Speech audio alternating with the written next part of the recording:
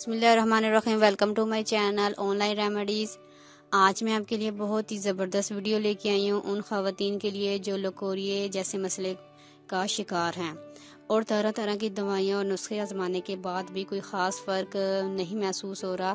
उनके लिए ये एक ऐसा नुस्खा है जिसको सिर्फ आपने एक गिलास नीम गर्म दूध के साथ आपने इस्तेमाल करना है, तो इंशाल्लाह लकोरिये से आपको मुकम्मल तौर पर निजात मिल जाएगी। ये नुस्खा आप के जिस्म में ताकत भी पहुंचाता है और कमर दर्द से भी छुटकारा मिल जाता है, क्योंकि लकोरियों की वजह से कमर में भी अक्सर दर्द महसूस होता है। इससे भी आपको निजात मिल जाएगी। और सबसे बड़ी बात यह है कि ये नुस्खा आपके मैदे को भी दुरुस्त रखेगा। तो चलती हूँ मैं अपनी वीडियो की तरफ। आपको एक गिलास नीम गर्म दूध में 1 चम्मच आपने नशास्ता जो आपको पंसार से मिल जाएगा वो आपने डालकर मिक्स कर लेना है और रोज़ाना आपने रात को सोने से पहले इसे आपने पीना है।